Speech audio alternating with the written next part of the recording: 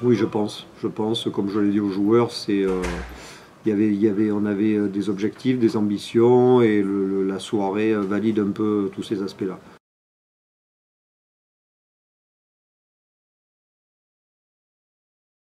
C'est ce qu'on s'était dit, c'est que quoi qu'il se passe, dans le bon comme dans le mauvais, il fallait rester sur ce qu'on avait prévu, il fallait rester appliqué. Aurillac reste une très belle équipe. Si à un moment donné on les avait gardés collés au score et qu'on leur avait permis d'espérer, je pense qu'on n'aurait pas vécu la même soirée. À l'inverse, on a su mettre les ingrédients pour scorer, pour faire en sorte de conserver un écart optimal, et par la suite, ben, ça s'est ouvert.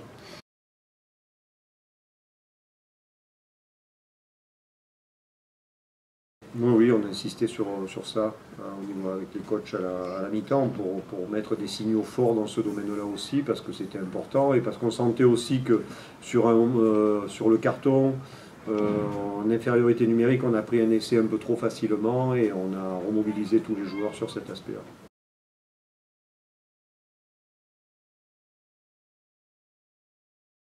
Oui, oui, oui, c'est satisfaisant, les joueurs ont fait le job, effectivement, Aurillac est une référence, mais chaque match est un nouveau défi dans ce domaine-là, donc sur celui-là, les joueurs peuvent être fiers d'eux.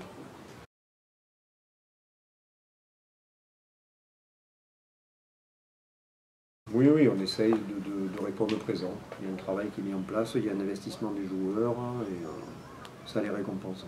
On a senti les avants bien dominer aussi ce match, hein, dans les impacts aussi. Hein. Oui, oui, oui, bah, je crois qu'ils ont été à l'unisson. Il fallait. On a eu pas mal de blessés malheureusement chez les trois quarts. Et ben, forcément, il a fallu qu'on accentue un peu plus le jeu devant pour permettre à tout le monde d'un peu plus souffler. Mais je crois que oui, oui, ils ont dominé.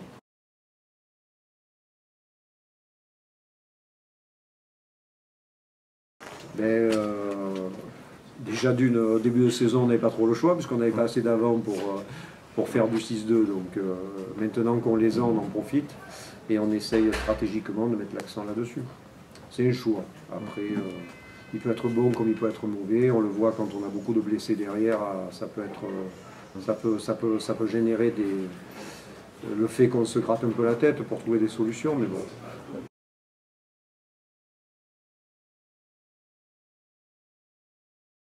Non, non, non. Non, non, pas de regret. C'est mûrement réfléchi. Il y a une stratégie pardon, derrière. Et après, on a anticipé en choisissant les joueurs concernés pour qu'il y ait le maximum de polyvalence. Et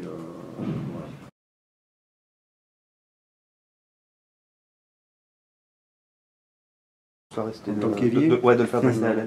Non, mais on vous lui avez glissé un petit mot. On a juste demandé de ne pas jouer au pied, c'est tout. En tout cas, il avait des cannes de 20 ans à un moment donné. On avait vraiment envie qu'il joue. Ouais, ben on a plusieurs troisième lignes comme profil similaire. Ça peut être le cas de Thibaut Martel aussi, qui a cette capacité à se déplacer, qui a des qualités techniques aussi. Donc on a la chance d'avoir ces profils-là, autant les utiliser.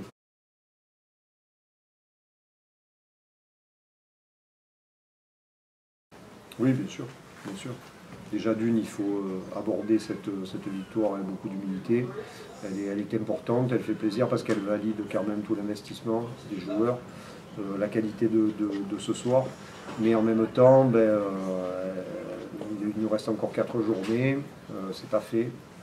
On touche du doigt là où on voulait être malgré toutes les embûches qu'on a pu rencontrer. Mais le plus dur reste à venir.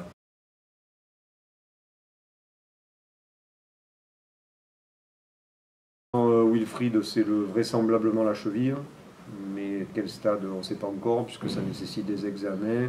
Et Karim, le médical, est en train de regarder, ne se prononce pas. On hésite. Pour l'instant, la question, c'est entre le choc ou la torsion, donc pour l'instant, je n'ai pas assez d'infos pour vous répondre. C'est le tibia Entre la cheville et le genou. Voilà.